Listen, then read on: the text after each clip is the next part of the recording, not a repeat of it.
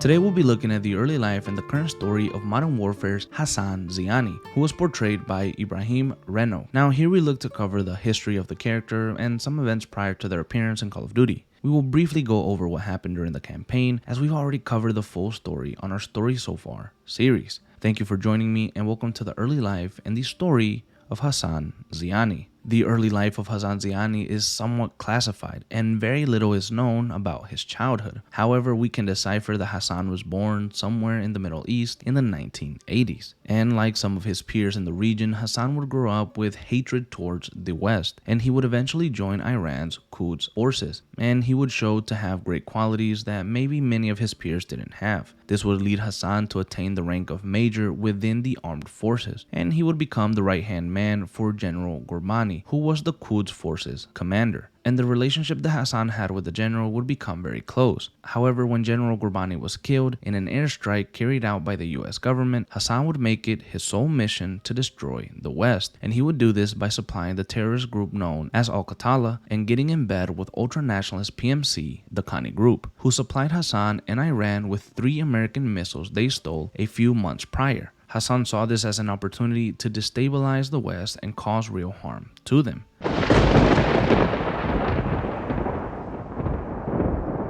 Hassan would become associated with Las Almas cartel according to intel from the CIA, and he would be put on a high-value target list, which would prompt the CIA and General Shepard to launch a mission to capture or kill Hassan Zyani in Al-Mazrah. The mission would be a failure as Major Hassan would be able to evade capture. However, he would lose one of the American missiles he planned on using to attack the US. Hassan would be moved to Mexico and attempt to be smuggled through the Texan border into the United States, where he had a safe house waiting for him, and he would attempt to execute the steps of his next plan. However, the CIA would be on top of this and send some friends with the Mexican Special Forces to apprehend Hassan. However, Hassan would almost end up killing one of the Mexican Special Forces, Rodolfo, as he would avoid capture once more.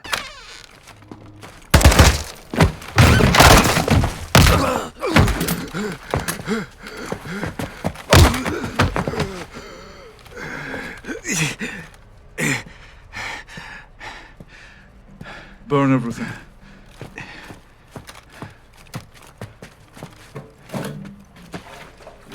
Do you know who I am? You're a terrorist, pendejo. I'm a soldier, and I am here to fight.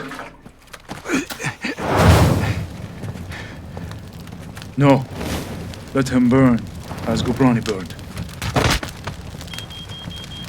Hassan would head back over the Mexican border and into Las Almas, where he would be placed in a small town by Las Almas cartel leader, El Sin Nombre. Las Fuerzas Especiales, led by Alejandro Vargas, would catch wind of this and send a unit to grab Hassan with the help of the Special Air Service, which sent Ghost and Soap to assist. Hassan would evade capture one more time, but intel led them to a nearby estate where Hassan was in. And with the help of American PNC, the Shadow Company, Hassan would finally be apprehended. All right, you're alive, folks.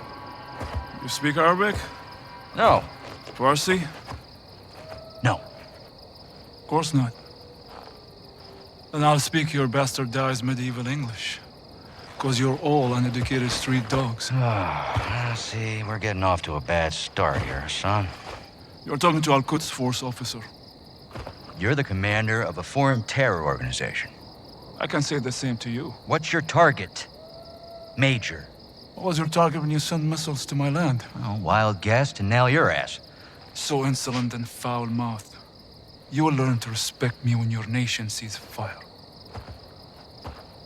You're in bed with the cartel, Hassan. If you disappeared, no one would know where to look for the fucking stain. I have no doubt you'll take pleasure in torturing me. Who'd you get American missiles from? I don't care who they're from. I want to know where they're going.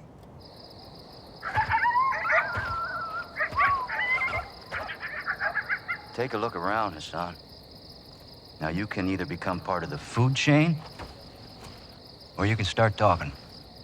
I'm a hostage here. This is illegal. You're a prisoner of war. Iran is not at war with Mexico. I've broken no laws. These men and their commanders are the lawbreakers. You and your beloved General Ghorbrani Do not speak his name! You executed him and you will pay for your crimes. Allah wahdahu al-qadir ala musa'adak. I want this bastard in permanent custody or looking up at the goddamn grass. General, killing Hassan is an act of war. Keeping him is illegal. Right now, he is too hot to hold.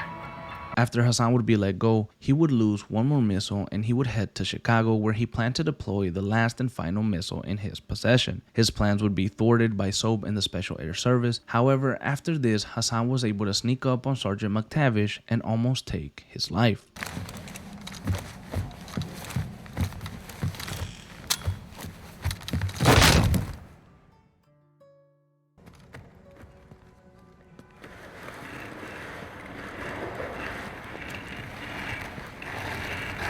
I told you your nation would see fire. You think you can stop me? Ghost, Soap. watch the window.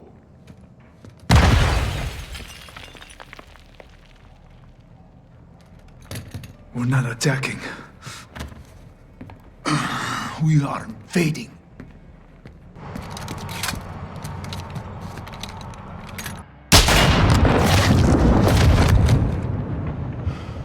The legacy of Major Hassan Zyani would be one of failure and disappointment, and even one of hatred, as many fans of the series disliked the Major for being poorly written and replacing some villains that were set up in Modern Warfare 2019. However, being honest with you, the actor behind Hassan did a phenomenal job bringing the character to life, and I honestly enjoyed the portrayal. I didn't have any major issues with the Major, and I thought his character got a fitting end. Thank you for joining me today, as this has been the early life and the story of Hassan Zyani.